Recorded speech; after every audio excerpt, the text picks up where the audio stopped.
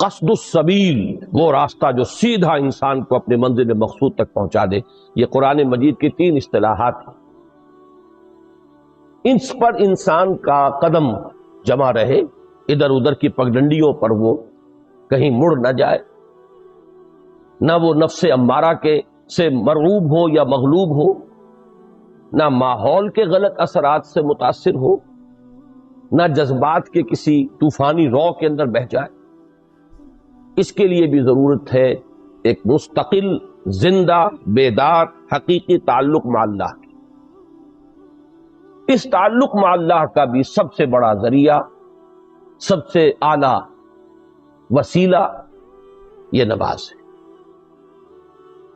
تیسری چیز میں نے عرض کی تھی جو ان سب کا مقصود ہے، اصل میں یہ تمام چیزیں بھی ایک سطح پر آ کر ذرائع کی حیثیت حاصل کر لیتی ہیں، حکمت دین کے اعتبار سے، فلسفہ دین کے اعتبار سے۔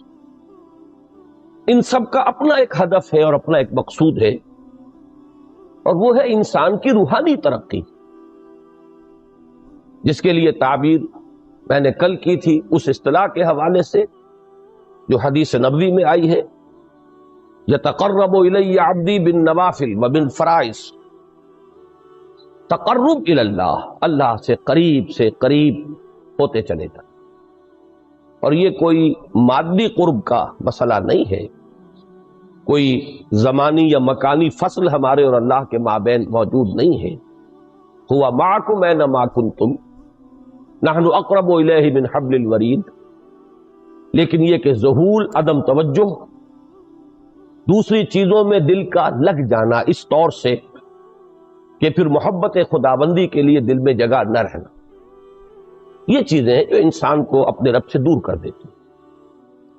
ورنہ پروردگار کی طرف سے تو ہر وقت ایک دعوت عام ہے کہ ہم تو مائل بکرم ہیں، کوئی سائل ہی نہیں، راہ دکھلائیں کسے، رہنو منزل ہی نہیں۔ وہ احادیث بھی موجود ہے کہ میرا بندہ میری طرف چل کر آتا ہے تو میں بھاگ کر آتا ہوں، وہ اگر بارش بھر آتا ہے میں ہاتھ بھر آتا ہوں۔ تو معلوم یہ ہوا کہ اللہ تعالیٰ کی طرف سے تو ہر وقت دعوت عام ہے، لیکن یہ کہ ذہول، عدم توجہی ہماری طرف سے۔ تو اس توجہ الی اللہ اور تقرب الی اللہ کا بھی سب سے اعلیٰ، سب سے عمدہ، سب سے جامع طریقہ اور ذریعہ نماز۔ یہ ہے میری کل کی گفتگو کا خلاصہ۔ اب آج شاید وہ عنوان آج بھی لکھا ہوا سامنے موجود ہو، کیونکہ عنوان معین کیا گیا ہے، میں اسی کے حوالے سے بات کروں گا۔ طالبان قرآن اور خادمان دین کے لیے نماز کی خصوصی اہمیت، اور اس پر میں بعد میں، جیسا کہ میں نے کل بھی عرض کیا تھا، تھوڑا سا اضافہ کروں۔ طالبان قرآن سے کیا مراد ہے؟ سب سے پہلے اس کو معین کیجئے۔ قرآن کا طالب، اس سے مراد ہے قرآن مجید سے علم صحیح، فہم صحیح اور ہدایت کا اخذ کر سکتے۔ اس کے لیے ذرائع ہیں قرآن کا پڑھنا، یہ بھی اس کا ایک ذریعہ ہے۔ اس کے لیے ذرائع ہے قرآن پر غور و فکر، سوچ بچار، تدبر۔ یہ تمام چیزیں ذریعہ بنیں گی۔ اصل مقصود کیا ہے؟ طالب قرآن کا اصل ہدف کیا ہے؟ کیا چاہتا ہے وہ قرآن سے؟ معاذ اللہ طالب قرآن ایک ایسا بھی ہو سکتا ہے کہ جو صرف اس لیے کہ مجھے کوئی پیشہ اختیار کرنا ہے، اس کے لیے قرآن کو حفظ کر رہا ہو یا قرآن کو پڑھ رہا ہو، اس کو اس وقت اپنے ذہن سے نکال۔ طلب قرآن سے صحیح مراد قرآن سے ہدایت اخذ کرنا، قرآن کے ذریعے اپنے فکر کو جلا دے، اپنی مینٹل فیکلٹیز جو اللہ نے عطا فرمائی ہیں، فکر، سوچ بچار کی جو صلاحیت عطا فرمائی ہیں، ان کو پروان چڑھانا صحیح رخ پر۔ گویا کہ بات وہی ہو گئی جو کل میں بیان کر چکا ہوں، فکر انسانی کے صحیح رخ پر آگے بڑھنے اور پیش رفت کا معاملہ۔ اس کے لیے اب نوٹ کیجئے کہ اس ہدایت قرآنی اور صحیح علم و فکر قرآن سے مستفید ہونے کے لیے 2 چیزیں شرط لازم۔ نمبر 1 تصحیح نیت، جیسا کہ میں نے ابھی اشارہ کیا، علم دین کے حصول کے لیے ایک محرک یہ بھی ہو سکتا ہے کہ کہیں خطیب بننا ہے، امام لگنا ہے، اور اب تو آپ کو معلوم ہے چونکہ ہمارا ملک ایک غالب اکثریت اس کے رہنے والوں کی مسلمانوں پر مشتمل ہے، تو چاہے کوئی حقیقی یہاں پہ اسلامی نظام نہیں آیا، لیکن یہ کہ مساجد میں باقاعدہ اب ائمہ کے خطباء کے گریڈز مقرر ہیں، یہ بھی ایک پروفیشن ہے، یہ بھی ایک پیشہ ہے۔ یا یہ کہ جیسے کہ حدیث نبوی میں آیا ہے کہ جس شخص نے علم حاصل کیا کہ وہ علماء کی مجلس میں بیٹھ سکے، علماء کی محفل میں بار پا سکے، یا جاہلوں پر ناواقفوں پر روب گانٹ سکے، تو اس کے لیے شدید وعید ہے، گویا کہ وہ اپنا ٹھکانہ جہنم میں بنا رہا ہے۔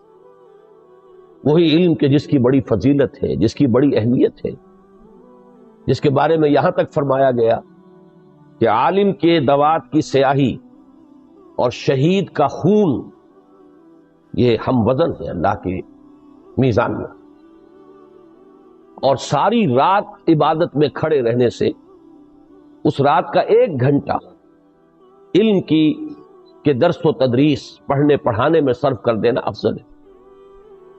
ساری رات ایک شخص جاگتا ہے اور نوافل ادا کرتا ہے، اس کے مقابلے میں ایک شخص 1 گھنٹہ وہ علم کی تدریس کرتا ہے یا علم کی تحصیل کرتا ہے، یہ اس سے افضل ہے، اس علم کا یہ مقام۔ لیکن ساتھ ہی یہ بھی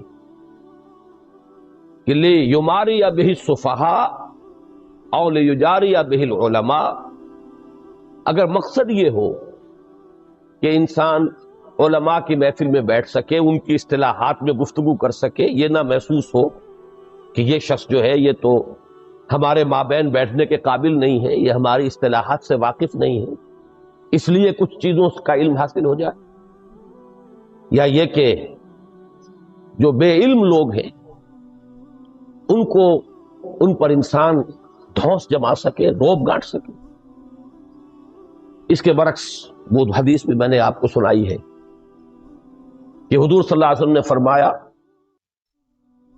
کہ جس شخص کو موت آئی اس حال میں، من جاءہ الموت وہو یطلب العلم، کہ وہ ابھی علم کی تحصیل کر رہا تھا، لیکن کس مقصد کے تحت؟ لیحیی بہ الاسلام، تاکہ وہ اس کے ذریعے سے اسلام کو زندہ کرے، مقصد یہ ہے۔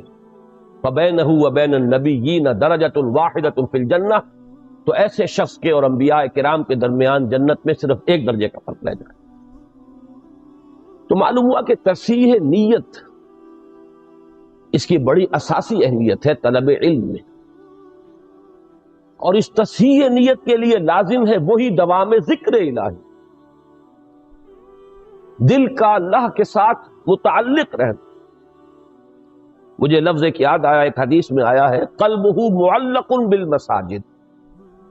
حضور صلی اللہ علیہ وسلم نے 7 افراد کا تذکرہ فرمایا ایک حدیث میں کہ جن کو اللہ تعالی خاص اپنے سائے تلے جگہ دے گا قیامت کے دن، جس دن کسی کے لیے کوئی سایہ نہ۔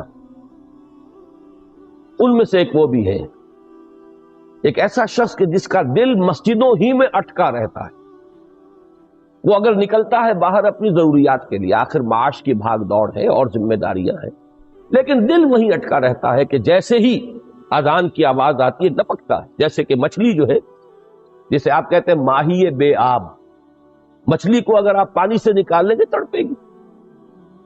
اسی طریقے سے ایک مسلمان کی کیفیت مسجد سے باہر جو وقت وہ گزارتا ہے مجبوراً، تو اس کو اس کیفیت میں گزرنا چاہیے۔ اسی طریقے سے میں نے لفظ استعمال کیا کہ دل اللہ سے اگر متعلق نہ رہے، قلبہ معلق بالمساجد، اسی طریقے سے اللہ کے ساتھ دل اگر معلق نہ رہے، جڑا نہ رہے، تو نیت جو ہے اس میں فساد آ جائے۔ نیت ہی میں تو فساد ہے، جس کے لیے کہ شیطان دل میں پھوکے مارنے لگتا ہے، اور ذکر سے خالی قلب کے بارے میں یہ حدیث میں کل آپ کو بتا چکا ہوں۔ تو معلوم یہ ہوا کہ قرآن مجید سے صحیح فکر، صحیح علم، صحیح سوچ، حقیقی ہدایت کے اخذ کرنے کے لیے شرط لازم ہے تصحیح نیت، اس کے لیے لازم ہے دوام ذکر، اور دوام ذکر کا سب سے اعلیٰ، سب سے عمدہ، سب سے جامع طریقہ یہ کل ہم دیکھ چکے. یہ ذکر کی میں نے آپ کو اقسام بتائی: ذکر غیابی، ذکر حضوری. پھر یہ کہ ایک ذکر صرف ذہنی و فکری ہے، اس کے ساتھ ایک ذکر وہ ہے جس میں عمل کو بھی شامل کرتا ہے. یہ جملہ پہلو نماز میں جمع ہو گئے. ذکر غیابی بھی ہے، ذکر حضوری بھی ہے، خطاب بھی ہے، دعا بھی ہے، مخاطبہ و مکالمہ بھی ہے، ہم کلامی بھی ہے. الصلاۃ معراج المومنین اسی لیے اسے کہا گیا. پھر یہ کہ اس میں نہ صرف ہم کچھ کہہ رہے ہوتے ہیں، بلکہ یہ کہ اس کے ساتھ جو ہمارا رکوع اور سجود ہے، یہ گویا کہ عملاً اس وقت ہم تعظیم کر رہے ہوتے ہیں اللہ کی. تو پھر جوڑتے جائیے بات کو، اس لیے کہ یہ ربط قائم نہیں ہوگا تو پھر کوئی فائدہ نہیں ہوگا سوائے اس کے کہ ایک واعظ آپ نے سن لیا. کہ طالب قرآن کے لیے صحیح معنی میں قرآن کی ہدایت سے استفادے کے لیے شرط اول، جو شرط لازم کی حیثیت رکھتی ہے، وہ ہے تصحیح نیت. اس کے لیے ضروری ہے دوام ذکر، اور ذکر کا جامع ترین، بلند ترین طریقہ، ذریعہ نماز. اسی طرح طالب قرآن کے لیے ایک دوسری شرط ہے. وہ شرط یہ ہے کہ جیسے جیسے علم اور ہدایت حاصل ہو، اس کے ساتھ ساتھ عمل بھی فوراً شروع ہو جائے. اس میں اگر گیپ واقع ہو جائے، ایک بات سمجھ میں آ گئی ہے، ذہن پر منکشف ہو گئی، دل نے گواہی دے دی کہ ہاں بات ٹھیک ہے. دیکھنا تقریر کی لذت کے جو اس نے کہا، میں نے یہ جانا کہ گویا یہی میرے دل میں تھا، میری فطرت یہی کہہ رہی ہے، مجھے اپنے اندر سے اسی بات کی گواہی مل رہی ہے. اب ذہن اور قلب کا متفقہ فیصلہ ہو چکا کہ یہ صحیح. اب اگر فوری طور پر عمل اس رخ پر نہ مڑے، اگر موڑنے کی ضرورت ہے، پہلے سے اس پر انسان عامل ہے، تو مزید انشراح ہوگا، مزید انبساط ہوگا، مزید اس پر اعتماد پیدا ہوگا، مزید اطمینان حاصل ہوگا. یہی وہ لفظ ہے کہ جو آیا ہے بلند ترین کیفیت کے لیے نفس انسانی کے نفس مطمئنہ، یا ایتھا النفس المطمئنہ ارجعی الی ربک راضیۃ مرضیہ. تو پہلے سے اس پر عامل ہے تو مزید اطمینان، مزید انشراح پیدا. نہیں ہے تو اب اس کی طرف رخ کو موڑنا لازم. یہ نہیں کریں گے تو وہی گیپ شروع ہو جائے گا. لما تقولون ما لا تفعلون، کیوں کہتے ہو جو کرتے تھے. یہاں سے جو گیپ شروع ہوتا ہے انسان کے فکر و عمل کا گیپ کہہ لیجئے، علم و عمل کا فصل کہہ لیجئے، قول و فعل کا تضاد کہہ لیجئے، یہی ہے کہ جو آگے بڑھ کر یہی وہ روگ ہے، یہی وہ مرض ہے. قرآن مجید میں بار بار آیا ہے فی قلوبہم مرض فزادہم اللہ مرضا. یہ روگ ہے جو ترقی کر کے پھر اس مقام تک انسان کو لے جاتا ہے جو کھلم کھلا اور صریحاً کفر سے بھی اللہ کو زیادہ مبغوض اور ناپسند، یعنی نفاق. اب اس عمل کے لیے بھی یہ کل ہم دیکھ چکے، اس عمل کے لیے لازم ہے وہی تعلق مع اللہ، اور اس کے ذریعہ وہی ذکر دوام، ذکر مدام، اور اس کے لیے اس کی بلند ترین، جامع ترین صورت نماز. اب یہی دیکھیے سورہ بنی اسرائیل کی جو 2 آیات میں نے آپ کو، بلکہ ایک ہی آیت میں پڑھ سکا، دوسری رہ گئی، اس میں اسی کی طرف اشارہ ہے. اقیم الصلاۃ لدلوک الشمس الی غسق اللیل وقرآن الفجر. نماز کو قائم رکھو سورج کے ذرا ڈھلنے سے لے کر رات کے گہرے ہو جانے تک. یہ ہے ایک دوام صلاۃ. یہ آیت جو ہے اس کے الفاظ پر غور کیجیے. قائم رکھو نماز کو لدلوک الشمس الی غسق اللیل. سورج جب نصف النہار پر ہوتا ہے، ذرا سا ڈھل گیا مغرب کی طرف، یہ اس کا دلک ہے دلوک الشمس. اور جب غروب ہو گیا اور اس کے بعد رات تاریک ہو گئی، رات تاریکی کا پردہ خوب گہرا دبیز ہو گیا، تو یہ غسق اللیل ہے. یہاں سے وہاں تک تو نماز کو قائم رکھنا، اس کی کچھ نہ کچھ کیفیت انسان کو محسوس بھی ہوتی ہے ذاتی طور پر، خاص طور پر سردیوں کے موسم میں دن چھوٹے ہوتے ہیں، تو پھر آپ کو معلوم ہے کہ ذرا سا سورج ڈھلا ہے تو ظہر بمشکل 1 گھنٹہ گزرے گا، 1.5 گھنٹہ عصر، پھر بمشکل 1 گھنٹہ سوا گھنٹہ مغرب، پھر گھنٹہ 1.5 گھنٹہ عشاء۔ اور اس میں جو شخص واقعتاً نماز کا پابند ہو، اس کے لیے تو مسجد کی آمد و رفت ہے مسلسل، گویا کہ وہ نماز ہی میں ہے۔ یہ تو ایسے ہی ہے کہ جیسے آپ نماز کے دوران بھی تو سلام پھیر لیتے ہیں نا، ابھی آپ نے 4 رکعت سنت کی ادا کر لی، سلام پھیر لیا، اب آپ نماز میں نہیں ہیں، اس کے بعد پھر اب آپ کھڑے ہوئے ظہر کی جماعت میں، پھر نماز میں آ گئے، اس کے بعد پھر سلام پھر گیا، اب آپ نماز میں نہیں ہیں، لیکن در حقیقت یہ پوری ایک نماز ظہر ہے۔ اسی طریقے سے وقفے وقفے سے مسجد سے نکلنا تو ہوا ہے، لیکن یہ کہ بعین ہی اسی تشبیہ کو سامنے رکھیے تو گویا کہ نماز مسلسل قائم رہی ہے طلوع الشمس سے لے کر غسق اللیل۔ اقم الصلاۃ لدلوک الشمس الی غسق اللیل وقرآن الفجر۔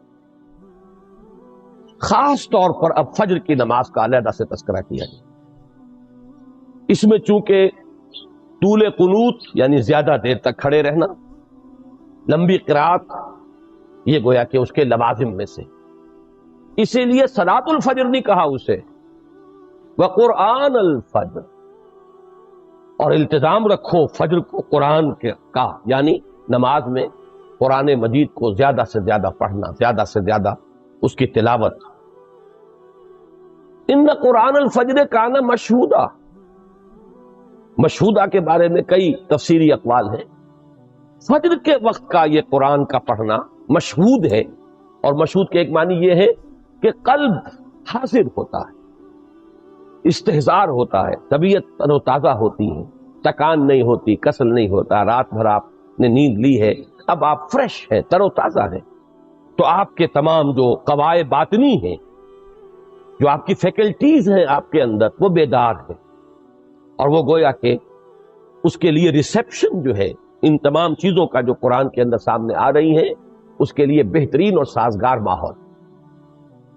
یہ بات بھی کہی گئی ہے کہ فجر کی نماز میں وہ فرشتے بھی حاضر ہوتے ہیں کہ جن کی ڈیوٹی رات کے وقت ہوتی ہے، ابھی آف ہونے سے پہلے انہیں فجر کی نماز بھی پڑھنی ہے ساتھ، اور وہ بھی کہ جنہوں نے دن کا چارج سنبھالنا ہے وہ بھی پہلے آ جاتے ہیں فجر کی جماعت میں، وہ شریک ہوتے ہیں۔ بہرحال یہ مختلف اقوال ہیں، لیکن میں اس پر توجہ دلا رہا ہوں کہ طالب قرآن کے لیے 2 شرطیں، تصحیح نیت اور علم اور عمل، اس میں کسی فرق و تفاوت یا تضاد کا پیدا نہ ہو، دونوں کے لیے لازمی ہے دوام ذکر، اس کا اہم ترین وسیلہ ذریعہ نماز، اور اس کے ساتھ جوڑیے پہلی بات جو کل میں نے کہی تھی اور آج بھی دہرایا اسے، کہ معرفت رب کے لیے سب سے بڑا ذریعہ جو ذکر مجسم ہے وہ قرآن ہے، تو گویا کہ صلاۃ الفجر کا پروگرام 2 عطشہ ہو گیا،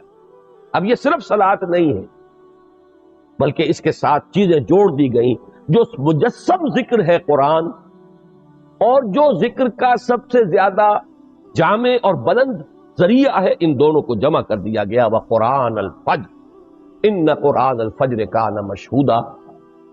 اور اس سے بھی آگے، یہ تو چونکہ فرض نمازوں کا ذکر آ گیا ہے ظہر سے عشاء تک اور پھر فجر، لیکن اس سے اگلی منزل بھی ہے، وَمِنَ اللَّيْلِ فَتَهَجَّدْ بِهِ نَافِلَةً لَكَ، اور رات کے ایک حصے میں بھی جاگا کرو اس کے ساتھ، یعنی یہی فجر کا جو پروگرام ہے، اس کو 2 عطشہ سے عطشہ اگر کرنا چاہتے ہو تو اب رات کے ایک حصے میں سے اپنے آرام میں سے کٹوتی کرو اور کھڑے رہو، اور اس وقت خاموشی سے پرسکون انداز میں، جبکہ کوئی اور نہ دیکھنے والا ہے نہ کسی اور طرح کی ڈسٹربنس ہے، براہ راست ایک رابطہ جو ہے بندے اور رب کے درمیان اسٹیبلش ہو جاتا ہے، اس وقت اسی فجر کی کیفیت کو اس وقت 2 عطشہ بلکہ 3 عطشہ کر کے اس سے استفادہ۔ اس سب کا حاصل کیا ہوا؟ اس سب کا حاصل وہ ہے جو اقبال کے اس شعر میں ہے کہ چون بجاں در رفت جہاں دیگر شود، جہاں چو دیگر شد جہاں دیگر شود۔ جب یہ قرآن کسی کے اندر اتر جاتا ہے، اس کے اندر تبدیلی آ جاتی، اندرونی کیفیات، اندرونی احساسات، اندرونی میلانات، اندرونی رجحانات، انہی کو ہم کہیں گے جو اقدار ہیں، جو ویلیوز ہیں، ان میں انقلاب آ جائے۔ اور جب یہ انقلاب اندر سے آئے تو پھر یہ نہایت محکم، نہایت پائیدار انقلاب ہوتا ہے، اور بہت پرتاثیر انقلاب ہوتا ہے کہ ایک فرد کے انقلاب سے ایک عالمی انقلاب کا جو پروسیس ہے انیشیٹ ہو سکتا ہے۔ اس جیسے آپ کہتے ہیں کہ چراغ سے چراغ جلتا ہے، دیے سے دیا روشن ہوتا ہے، اسی طریقے سے ایک شخص کے اندر یہ کامل انقلاب، صحیح انقلاب، اب اس انقلابی پروسیس کو جو ہے انیشیٹ کر دے گا، شروع کر دے گا۔ اسی لیے کہا چون بجاں در رفت جہاں دیگر شود، جہاں چو دیگر شد جہاں دیگر شود۔ اس جہاں دیگر شود کے دو حصے ہو گئے، ایک تو اس کے لیے زمین اور آسمان بدل گئے، پہلے وہ کچھ اور نظریات تھے، اب کچھ اور نظریات ہے، پہلے نقطۂ نظر اور تھا، اب نقطۂ نظر اور ہے۔ تو فار دیٹ پرٹیکولر پرسن پوری دنیا بدل گئی، پوری کائنات بدل گئی۔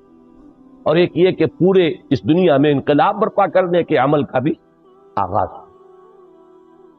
اب آئیے دوسری شے کی طرف، خادمان دین، ان کے لیے نماز کی کیا اہمیت ہے؟ یہاں بھی پہلے ہمیں ڈیفائن کرنا ہوگا خادمان دین سے مراد کیا ہے۔ خدمت دین کسے کہتے ہیں؟ ایک تو آپ اپنے بوڑھے والدین کی بھی خدمت کرتے ہیں، اس میں بھی ایک مجھے دلچسپ واقعہ یاد آ گیا ہے جو مولانا روم نے لکھا حکایت کے پیرائے میں بات کو سمجھانے کے لیے، کہ حضرت موسیٰ ایک دفعہ کہیں سے گزر رہے تھے، انہوں نے گڈریے کو دیکھا، چرواہا، جنگل بیابان میں، تنہائی میں وہ مناجات کر رہا تھا، اللہ سے ہم کلام تھا کہ اے رب اگر تو میرے سامنے آ جائے تو میں تیرے پاؤں دھوؤں، تیرے پاؤں دباؤں، تیرے سر میں سے جوئیں نکالوں، تیرا سر دھوؤں۔ اب ایک تصور یہ تھا اس کا، کوئی ہوگا اس کا کوئی بزرگ، کوئی بوڑھی والدہ، بوڑھا والد، یا کوئی چودھری ہوگا اس کا جو اس سے یہ خدمتیں لیتا ہوگا، تو اس کے ذہن میں خدمت کا یہی ایک تصور تھا۔ تو اپنے اس ذہن کی محدود سی دنیا میں وہ یہی چیزیں آفر کر رہا تھا اللہ کو کہ اللہ میرے دل میں تو، مجھے وہ شعر یاد آ رہا اقبال کا کہ کبھی ہے حقیقت منتظر نظر آ لباس مجاز میں، کہ ہزاروں سجدے تڑپ رہے ہیں میری جبین نیاز میں۔ تو ایک جذبہ ہے، اللہ سامنے ہو، ہم کیا کریں گے؟ ہر شخص جو ہے وہ اپنے ذہن کی سطح کے مطابق ہی سوچے گا کہ وہ کیا کرے گا۔ تو اس غریب نے جو کچھ اس کی ذہنی سطح تھی اس کے مطابق جو ہے وہ اللہ کے ساتھ یہ بات کی۔ حضرت موسیٰ علیہ السلام نے ڈانٹ دیا، یہ کیا کفر بک رہے ہو تم؟ اب وہ اپنی ایک خاص کیفیت میں تھا، اس نے چیخ ماری، کپڑے پھاڑے اور نکل گئے۔ تو اللہ تعالیٰ نے فرمایا حضرت موسیٰ سے، یہ کوئی حدیث نہیں ہے، یہ ایک حکایت ہے، یوں سمجھ لیجئے بات کو سمجھانے کے لیے، کہ اے موسیٰ تم نے کیا کیا؟ میرا یہ بندہ میرے ذہن اور فکر کے مطابق مجھ سے، میرے ساتھ مشغول تھا، مجھ سے ہم کلام تھا، تم نے ہمارا یہ تعلق توڑ دیا۔ تو برائے وصل کردن آمدی، نہ برائے فصل کردن آمدی، تمہیں ہم نے بھیجا ہے لوگوں کو ہم سے جوڑنے کے لیے نہ کہ کاٹنے کے لیے۔ بہرحال یہ بات کیوں آ گئی کہ خدمت دین کا کیا تصور، اللہ کی کیا خدمت آپ کر سکتے ہیں، اللہ کے رسول کی کیا خدمت آپ کر سکتے ہیں، اللہ کے دین کی کیا خدمت آپ کر سکتے ہیں؟ اس لیے کہ اللہ اور اس کے رسول کے لیے لفظ نصرت تو قرآن مجید میں آیا، یا ایھا الذین آمنوا کونوا انصار اللہ، اے اہل ایمان اللہ کے مددگار بن جاؤ۔ کما قال عیسیٰ ابن مریم للحواریین من انصاری اللہ، جیسے کہ عیسیٰ ابن مریم نے کہا تھا حواریوں سے کون ہے میرا مددگار اللہ کی طرف۔ تو نصرت قرآن، نصرت خدا اور رسول، یہ تو قرآن کی اصطلاح ہے۔ سورہ حدید میں فرمایا وَلِيَعْلَمَ اللَّهُ مَن يَنصُرُهُ وَرُسُلَهُ بِالْغَيْبِ، اللہ دیکھنا چاہتا ہے کہ کون ہے اس کے وفادار بندے جو اس کی اور اس کے رسولوں کی مدد کرتے ہیں غیب میں ہونے کے باوجود۔ تو یہ نصرت خدا و رسول سے مراد کیا ہے، خدمت خدا و رسول سے مراد کیا ہے، اس لیے کہ اسی کا نام ہوگا خدمت دین۔ اس میں بھی دو چیزیں، جیسے کہ میں نے عرض کیا تھا کہ طالب قرآن کے لیے دو شرطیں ہیں، تصحیح نیت اور علم اور عمل کے اندر توافق، ہم آہنگی۔ اسی طرح خدمت دین کے دو درجے ہیں، ایک ہے دعوت دین، اللہ کا پیغام لوگوں تک پہنچاتے، سوئے ہوئوں کو جگانا، نیند کے ماتوں کو ہوشیار کرنا، بھولے اور بھٹکے ہوئے راہی جو ہیں ان کو صحیح راستے کی طرف، ان نشاندہی کر کے صحیح راستے کی انہیں اس راستے کی طرف بلانا، یہ ہے دعوت دین، اللہ کے راستے کی طرف بلانا۔ ادع الی سبیل ربک بالحکمت والموعظۃ الحسنۃ وجادلھم باللتی احسن، بلاؤ اپنے رب کے راستے کی طرف حکمت کے ساتھ اور اچھی نصیحت کے ساتھ، اور کہیں مجادلہ اور جھگڑا بھی کرنا پڑ جائے تو بھی بڑے خوبصورت انداز میں۔ ضدی آدمی ایسے بھی ہوتے ہیں کہ جن کے ساتھ ذرا مناظرے کا اور مجادلے کا انداز اختیار کرنا پڑتا ہے، لیکن اس میں بھی تمہاری طرف سے تمہارے طرز عمل میں ظاہر ہونا چاہیے کہ نہایت عمدگی کے ساتھ، خوبصورتی کے ساتھ۔ تو یہ جو دعوت دین ہے یہ خدمت دین کی پہلی منزل ہے، اور خدمت دین کی دوسری منزل اقامت دین، دین کو قائم۔ اسی کو ہم آج کل جو ہے ایک نئی اصطلاح کے حوالے سے تعبیر کر رہے ہیں، اسلامی انقلاب، پورے نظام کو بدل دیں۔ اس کے نظام میں اس وقت جو بھی قائم ہے، جو کجی ہے، اللہ سے دوری ہے، دین سے بعد ہے، ظلم ہے، ناانصافیاں ہیں، استحصال ہے، ان سب کا قلع کما کر کے جیسے کہ ایک فرد اللہ کا بندہ بن جائے، ایسے ہی پورا نظام اللہ کی بندگی میں آ جائے، یہ اقامت دین۔ اس کے لیے جد و جہد، اس کے لیے محنت، اس کے لیے جان اور مال کا کھپانا، اس کے لیے جہاد بالمال والنفس یا انفاق مال و بذل نفس۔ اب یہ اصطلاحات ہیں۔ جہاد کے معنی کشاکش، رسہ کشی، کہ ایک طرف وہ ہیں جو باطل کے علمبردار ہیں، وہ چاہتے ہیں کہ باطل نظام یہاں پر قائم رہے، یا کوئی اور ہیں جو کسی اور باطل کے پیروکار ہیں، وہ چاہتے ہیں کہ وہ باطل نظام یہاں آ جائے۔ مثلاً اگر جاگیرداری اور سرمایہ داری کا باطل نظام چل رہا ہے تو خارج میں ایسے لوگ بھی ہیں کہ جو اس کو ملیامیٹ کر کے کمیونزم کا باطل نظام لانا چاہتے ہیں۔ تو دو قوتیں ہو گئی، ایک وہ جو سٹیٹس کو رکھنا چاہیے، جو نظام ہے وہ رہے، جاگیردار اور سرمایہ دار تو یہ چاہیں گے کہ نظام بالکل بدلے ہی نہ، جیسا ہے ویسا ہے، اس لیے کہ ان کے مفادات اس سے وابستہ، انہیں وہاں مراعات ملی ہوئی ہے، ان کی حیثیتیں ہیں۔ جہاں قبائلی نظام ہے، قبائلی سردار جو ہے وہ کبھی نہیں چاہے گا کہ وہ نظام ختم ہو۔ تو ایک قوت تو وہ ہے جو چاہتی ہے کہ جو نظام ہے وہ برقرار رہے، سٹیٹس کو، نو چینج واٹس ایور۔ وہ دفاع کرتی ہے وہ قوت ہر اس قوت کے مقابلے میں کہ جو کوئی کسی نوعیت کی بھی تبدیلی لانا چاہے۔ پھر یہ کہ تبدیلی کا بھی ایک دوسرا نقطہ نظر بھی موجود ہے، کمیونزم ہے۔ اس کے ماننے والے، اس کے چاہنے والے، اس کے لیے محنت کرنے والے، جد و جہد کرنے والے وہ بھی میدان میں ہیں۔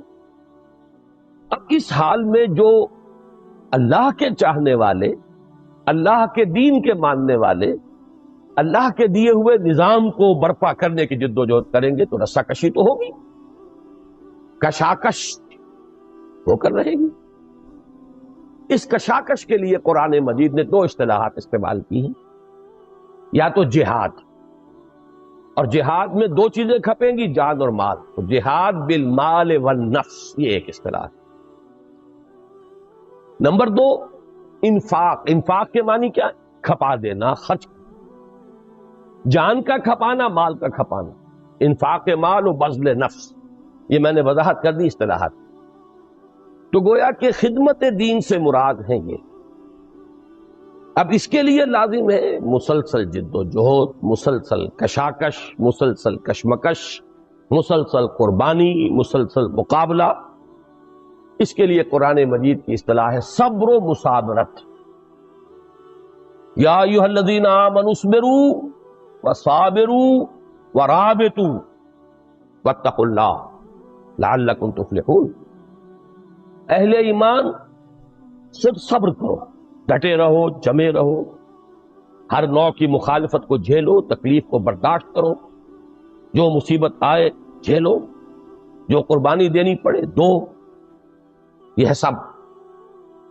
وَصَابِرُوا، مصابرت باب مفعلہ، جو تمہارے مقابلے میں تمہاری جو مخالف قوتیں صبر کر رہی ہیں ان کے صبر پر بازی لے جاؤ. وہ بھی تو صبر کر رہے تھے. ابو جہل نے بھی گردن کٹوائی کہ نہیں کٹوائی اپنے باطل دین اور باطل عقائد کے لیے؟ کٹ کر آئے کہ نہیں آئے؟ تو اگر تمہارا صبر ان کے صبر سے بڑھ کر نہیں ہوگا، تمہارا صبر ان کے صبر کو مات نہیں دے دے گا، تو تمہاری بازی مات ہو جائے گی. اللہ تعالیٰ نے اس دنیا کو کچھ اصولوں پر بنایا ہے. اس کی خصوصی نصرت اور مدد اسی وقت آتی ہے جب اس کے بندے ثابت کر دیں کہ انہوں نے اپنا سب کچھ لگا دیا کھپا، انہوں نے کسی چیز کو بچا کر نہیں رکھا ہے. تو چھپا چھپا کے نہ رکھی سے تیرا آئینہ ہے وہ آئینہ کہ شکستہ ہو تو عزیز تر ہے نگاہ آئینہ ساز. اگر یہ ثابت کر دیں لوگ، پھر اللہ کی نصرت آتی ہے. متى نصر اللہ الا ان نصر اللہ قریب. تو صبر اور مصابرت، یا ایھا الذین آمنوا اصبروا وصابروا ورابطوا. اور اس صبر اور مصابرت کے لیے ایک لفظ اگر چاہیے تو اس کا نام ہے استقامت. کھڑے رہنا، ڈٹے رہنا، جمے استقامت. اس کے لیے دیکھیے قرآن مجید میں پھر بات وہی آئے گی. 2 مرتبہ تو سورہ بقرہ میں بتایا گیا کہ صبر کہاں سے ملتا ہے، قوت کہاں سے ملے گی. استقامت کے لیے تمہاری سورس آف اسٹرینتھ کیا ہے. ایک مرتبہ تو بنی اسرائیل جو سابقہ امت تھی، جو معزول کیے گئے، تو مسلمان امت مسلمہ جو ہے وہ اس منصب پر فائز ہوئی. ان کا قبلہ منسوخ ہوا اور کعبہ جو ہے وہ اب امت مسلمہ کا مرکز اور قبلہ قرار پایا. تو جو معزول ہو رہی تھی امت، اس میں سے بھی جو بچے کھچے ایسے لوگ تھے کہ جن میں کوئی حق کو قبول کرنے کی استعداد یا صلاحیت باقی تھی، ایک تو ان سے خطاب کیا گیا ہے سورہ بقرہ کے 5ویں رکوع میں مثبت انداز میں. آگے پھر تنقید شروع ہو جاتی ہے، تمہارے اندر یہ خرابیاں ہیں، یہ تمہاری بدعمالیاں ہیں. لیکن 5واں رکوع جو ہے وہ مثبت انداز میں دعوت ہے، جس کا آغاز ہوتا ہے یا بنی اسرائیل اذکروا نعمتی التی انعمت علیکم وانی فضلتکم علی العالمین. یا ایھا الذین آمنوا واوفوا بعہدکم، اپنے عہد کو پورا کرو. لیکن یہ کہ اس کا اختتام ہوتا ہے کہ آسان کام نہیں ہے ایک نئی نبوت اور نئی رسالت کو تسلیم کر لیں. تعصب پیدا ہو چکا ہے، عصبیت پیدا ہو چکی ہے، اپنی برتری کا احساس پیدا ہو چکا ہے. اب ایک امی قوم میں اللہ نے ایک نبی کو کھڑا کر دیا، ان کے پندار کے لیے ایک بہت بڑا چیلنج. تو یہ جو مشکل اور کٹھن مرحلہ تھا اس کو آسان بنانے کے لیے اس رکوع کے آخر میں فرمایا وَاسْتَعِینُوا بِالصَّبْرِ وَالصَّلَاةِ. مدد حاصل کرو 2 چیزوں سے، صبر سے اور نماز. گویا کہ یہ صبر اور صلاۃ جڑے ہوئے ہیں، یہ باہم لازم و ملزوم ہیں، انسیپریبل ہیں، ان کو ایک دوسرے سے جدا نہیں کیا جاتا. پھر اب غور سے سنیے، یہ ترتیب ہے. اس کے بعد آپ کو معلوم ہے تقریباً 14 رکوعوں میں ایک بہت ہی طویل فرد قرارداد جرم عائد کی گئی ہے بنی اسرائیل، جس کی وجہ سے تم معزول کیے جا رہے ہو آج. پھر بات آئے گی حضرت ابراہیم کی، خانہ کعبہ کی تعمیر کی، اور پھر تحویل قبلہ کی. اور اس کے بعد اب جو نئی امت اس منصب پر فائز ہوئی، اب اس سے خطاب شروع ہوگا یا ایھا الذین آمنوا استعینوا بالصبر والصلاۃ ان اللہ مع الصابرین. پھر وہی بات، اس لیے کہ دین تو ایک ہے، دین کی بنیادی تعلیمات ایک ہے، دین کی حکمت ایک ہے. دین کی ظاہری اعمال کی صورتوں میں کچھ فرق ہوا ہے. نماز کی شکل بنی اسرائیل میں کچھ اور تھی، ہمارے ہاں کچھ اور. لیکن یہ ہے کہ جہاں تک حکمت، فلسفے، دین کے مقاصد، دین کی اساسات، دین کی فکری بنیادوں ان کا تعلق ہے، یہ تو ایک ہی ہے، دین ایک ہی ہے ہمیشہ سے۔ تو دونوں جگہ پر 5ویں رکوع کے اختتام پر فاستعینوا بالصبر والصلاۃ وانھا لکبیرۃ الا علی الخاشعین الذین یظنون انہم ملاقو ربہم وانہم الیہ راجعون، اور 19ویں رکوع کے شروع میں خطاب اہل ایمان سے، امت مسلمہ سے، یا ایھا الذین آمنوا استعینوا بالصبر والصلاۃ ان اللہ مع الصابرین۔ اس کے علاوہ جو میں نے ایک آیت آج بالکل شروع میں پڑھی تھی، یہ سورہ عنکبوت کی 45ویں آیت ہے، لیکن اس سے زیادہ آسان پہچان جو ہے اس کی، وہ اس حوالے سے ہے کہ 21ویں پارے کی پہلی آیت۔ اس لیے 21ویں پارے کا نام ہی اس سے ہے، اتلو، پڑھا کرو، اتل ما اوحی الیک من الکتاب واقم الصلاۃ ان الصلاۃ تنہی عن الفحشاء والمنکر ولذکر اللہ اکبر واللہ یعلم ما تصنعون۔ اور یہ سورہ عنکبوت جو ہے نازل ہوئی ہے سن 5 نبوی میں۔ یہ سن 5 نبوی یوں سمجھیے کہ جب وحی شروع ہوئی حضور پر، تو اب یہاں سے پہلا سال جو ہے نبوت کا شروع ہو۔ اس کے بعد تقریباً 13ویں سال میں جا کر ہجرت ہوگی، تو وہاں سے سن ہجری شروع ہوگا جو اب 1410 ہے۔ تو یوں سمجھیے کہ 1410 میں ایڈ کیجئے تقریباً 8 برس، تو آج سے 1418 برس جو قمری ہے، اس وقت وہ سورہ مبارکہ نازل۔ اور یہ وقت وہ تھا جب کہ مکے میں شدید مصائب اور پرسیکیوشن اور تشدد اور تعذیب سے اہل ایمان کو سابقہ تھا، بری طرح مارا جا رہا تھا صحابہ کرام کو، بالخصوص ایک تو نوجوان جو اپنے بزرگوں کے رحم و کرم پر ہوتے ہیں، ان پر ڈیپینڈنٹ ہوتے ہیں، دوسرے غلام تو ان کی گویا کی ملکیت تھے، جو چاہے کر گزرے، اپنی اولاد کو کوئی مارتا تو نہیں ہے، لیکن غلاموں کو تو وہ ہلاک بھی کر دیتے تھے۔ بلکہ حضرت یاسر اور ان کی اہلیہ حضرت سمیہ دونوں کو شہید کیا ابو جہل۔ تو یہ جو شدید دور تھا جس میں کہ صبر اور مصابرت کی بڑی سخت ضرورت، ڈٹے رہنے کا، انسان کے صبر کا بڑا عظیم امتحان، اس وقت یہ آیت نازل ہوئی کہ ان کیفیات میں صبر و مصابرت کے لیے تمہارا سہارا، تمہارے لیے سورس آف اسٹرینتھ، اس کے لیے ذریعہ کیا ہے، ہدایت کیا ہے؟ وہ کئی ہدایات ہیں، لیکن اولین ہدایت یہ ہے اتل ما اوحی الیک من الکتاب، پڑھو اس کو جو نازل کی گئی، وحی کی گئی تمہاری طرف کتاب، یعنی قرآن، وہ اقیم الصلاۃ، اور نماز کو قائم کرو۔ دیکھیے گویا کہ وہی بات ہو گئی کہ قرآن اور نماز کو جب یکجا کر دیا جائے تو اب یہ دو آتشاں ہوئی، مجسم ذکر قرآن اور ذکر الہی کا جامع ترین اور بلند ترین ذریعہ نماز۔ جیسے وہاں تھا سورہ بنی اسرائیل کی 2 آیتوں میں، اقیم الصلاۃ لدلوک الشمس الی غسق اللیل وقرآن ان قرآن الفجر کان مشہودا ومن اللیل فتہجد بہ نافلۃ۔ صرف یہ کہ یہاں ترتیب جو ہے اس کے برعکس ہے، وہاں پہلے نماز کا ذکر ہے، اس کے بعد قرآن کا، یہاں پہلے قرآن کا ذکر ہے، اس کے بعد نماز کا۔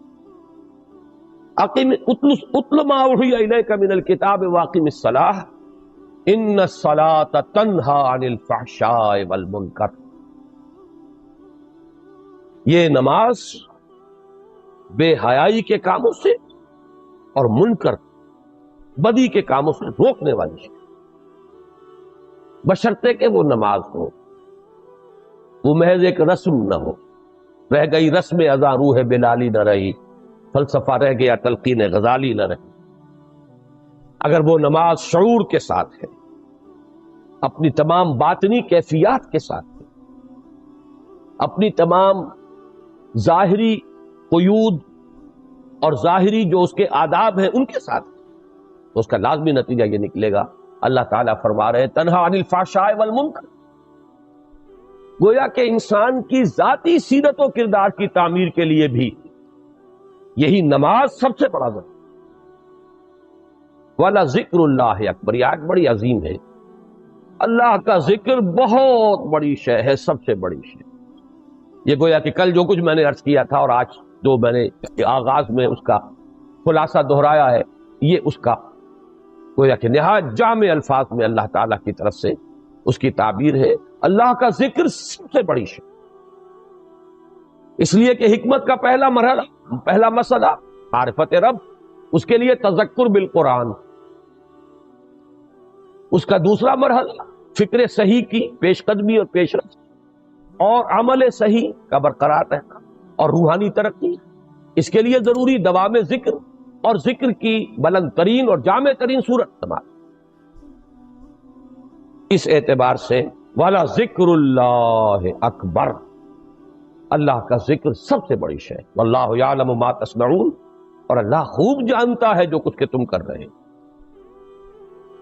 تو معلوم یہ ہوا، اب ہم جس جگہ تھے اپنی بحث کے اعتبار سے، خدمت دین کے دو درجے، دعوت دین اور اقامت دین یا اسلامی انقلاب، دین کے غلبے کی جد و جہد، اس کے لیے بھی ہر قدم پر، ہر لحظہ صبر و مصابرت اور تعلق مع اللہ کی ضرورت ہے۔ اور ان آیات کے حوالے سے بات سمجھ میں آ گئی کہ اس کے لیے بھی ذریعہ قرآن، نماز ہے اور قرآن، اور جہاں یہ دونوں جمع ہو جائیں تو کیا کہنے، نور علی نور، یہ دو عطشہ اور سے عطشہ ہے۔ یہ تو آپ کے عنوان کے حوالے سے بات ہو گئی۔ اب چند باتوں کا جیسا کہ میں نے عرض کیا تھا میں اضافہ کروں۔ پہلی بات تو جو ابھی میں نے کہی ہے اس کی تھوڑی سی مزید وضاحت۔ قرآن حکیم سے یہ معلوم ہوتا ہے کہ انفرادی سیرت و کردار کی تعمیر، جسے علامہ اقبال کی اصطلاح میں کہنا چاہیے تعمیر خودی،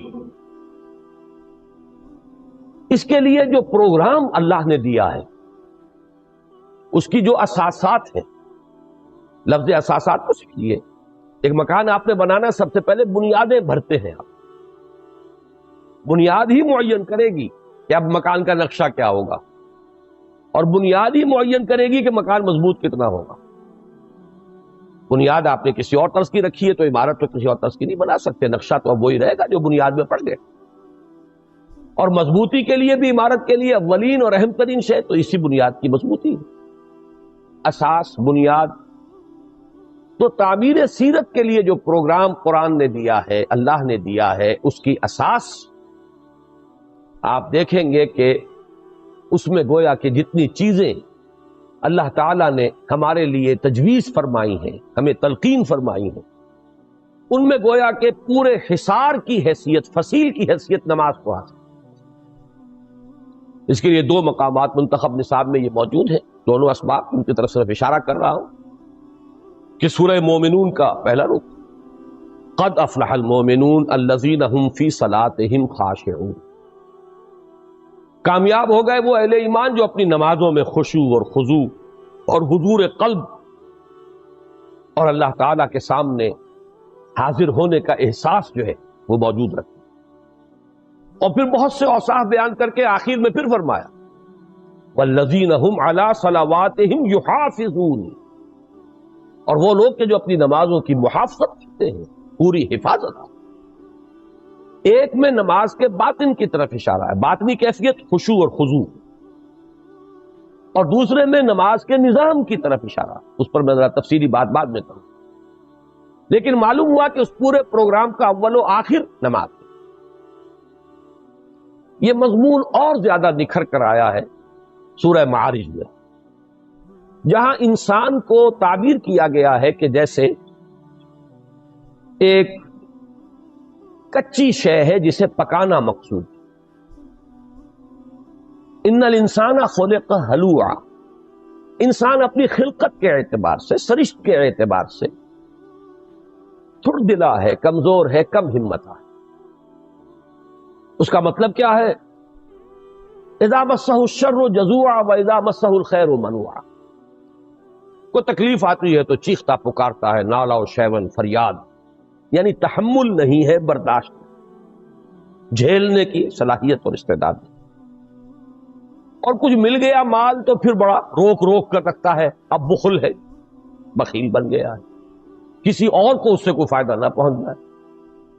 یہ ہے انسان کے تھڑ دلے پن کی، جو اس کی سرشت کے اعتبار سے، اس کی خلقت کے اعتبار سے، اس کی طبیعت کے اعتبار سے اس میں خامی۔ اس خامی کو اب پختہ کرنا ہے، اسی کا نام تعمیر سیرت ہے۔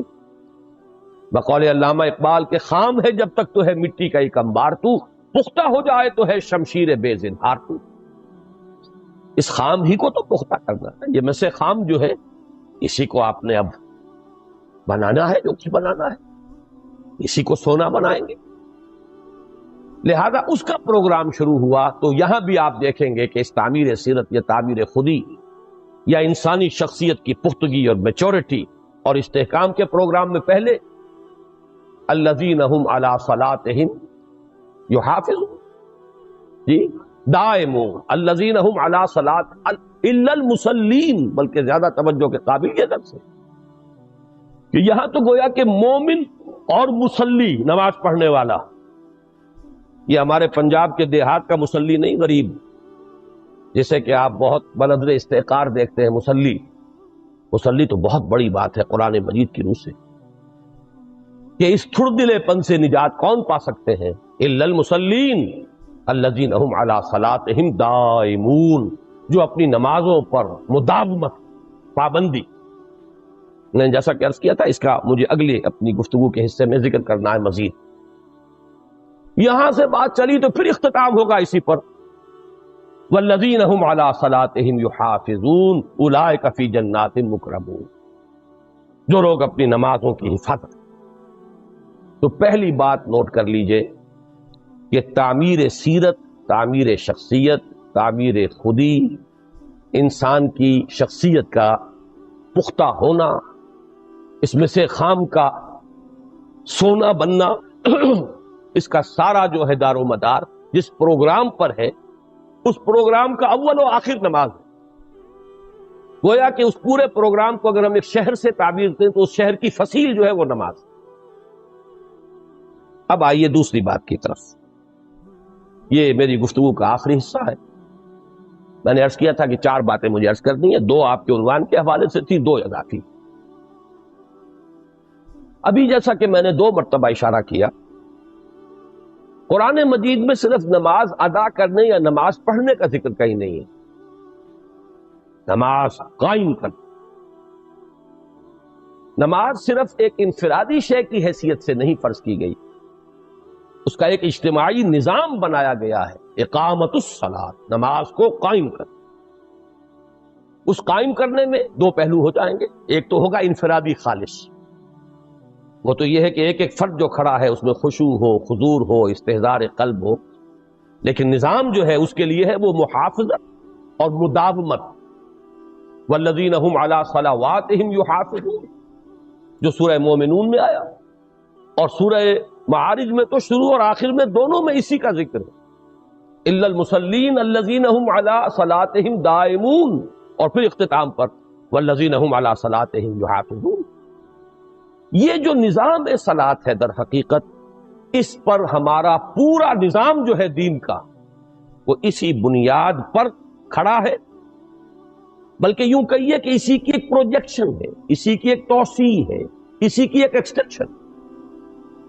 یہ مرکزی اہمیت ہے اقامت الصلاۃ کو پورے دین کے نظام میں۔ چنانچہ ظاہر بات ہے کہ اجتماعی نظام میں بھی اصل شے تو وہ افراد ہیں، افراد کے ہاتھوں میں ہے اقوام کی تقدیر، ہر فرد ہے ملت کے مقدر کا ستارہ۔ پہلی بات تو اس ضمن میں ہم وہ دیکھ چکے کہ وہ افراد کی سیرتوں کی تعمیر کے لیے اصل اساس نماز، اور اس کے ساتھ اس وقت ایڈ کر لیجئے کہ افراد کا جو پروگرام ہوتا ہے، نظام الاوقات، دن بھر کے معمولات، اس کو یہ نظام صلاۃ جکڑ لیتا، مجال ہے ادھر سے ادھر ہو جائے۔ کس قدر بیدار، کس قدر آدمی چاق و چوبند رہے گا، یہ نہیں کہ صبح کو سو رہے ہیں جب تک چاہا سو۔ جو مغربی اقوام میں جدید تہذیب کا خاصہ ہے، رات ان کی شروع ہی ہوتی ہے نصف شب کے بعد، اور صبح طلوع آفتاب جو ہے وہ کس شے کا نام ہے، کس بلا کا نام ہے، وہ انہیں معلوم ہی نہیں. لیکن یہاں تو یہی ہے، طلوع آفتاب سے بہت پہلے آپ اٹھیں گے، 1 گھنٹہ پہلے اٹھیں گے تو نماز باجماعت ادا کر سکیں گے فجر. اس لیے کہ آپ کو معلوم ہے تقریباً 1.5 گھنٹے کے لگ بھگ پہلے اذان ہوتی ہے طلوع فجر جس کو ہم کہتے ہیں. اس کے ساتھ آپ اٹھیے، تب آپ باجماعت نماز فجر ادا کریں گے. تو جکڑ دیا ایکٹیو. پھر ظہر، عصر، مغرب، عشاء. صرف یہ حکمت اللہ نے رکھی ہے کہ آخر انسان کی معاشی ضروریات بھی ہیں، اس کی کسی دفتر میں اسے جانا ہے، ذمہ داری ہے، اس کی دکان پر جانا ہے. اس کے لیے ایک وقفہ رکھ دیا ہے جو تقریباً 7-8 گھنٹے کے مساوی بن جاتا. اس میں کوئی نماز فرض نہیں کی. یہ تو اللہ کا بنایا ہوا نظام ہے نا. اس لیے اس کے اندر ساری حکمتیں ہیں. اللہ جانتا ہے انسان میں میں نے کیا کچھ رکھا ہے، اس کی کیا ضرورتیں ہیں، اس کے کیا حوائج ہیں. کوئی فرض نماز نہیں ہے فجر سے ظہر تک. گویا کہ آدمی اپنی کسی معاشی جد و جہد میں اگرچہ نفل نمازیں آ جاتی ہیں، ایک طلوع کے فوراً بعد تھوڑی دیر کے بعد جسے آپ اشراق کہتے ہیں، ایک اور نماز صلاۃ الضحیٰ، یہ تقریباً یوں سمجھیے کہ جیسے ظہر ہے نصف النہار کے بعد، اسی طرح اس سے کچھ پہلے یہ صلاۃ الضحیٰ اگر کسی شخص کے لیے ممکن ہے، اس کے معمولات جو ہیں وہ اس طرح کے ہو سکتے ہیں، وہ ادا کرے، بہت بڑی فضیلت ہو جائے. لیکن یہ کہ فرض نماز نہیں رکھی. البتہ پھر لدلوک الشمس الی غسق اللیل، وہ آیت میں آپ کو سنا چکا ہوں، اقم الصلاۃ لدلوک الشمس الی غسق اللیل. اب تو نماز ہی نماز ہے، جانا ہے اور آنا ہے. کوئی تھوڑا سا کام کیجئے، ذرا سے بھی آپ غافل ہو جائیں گے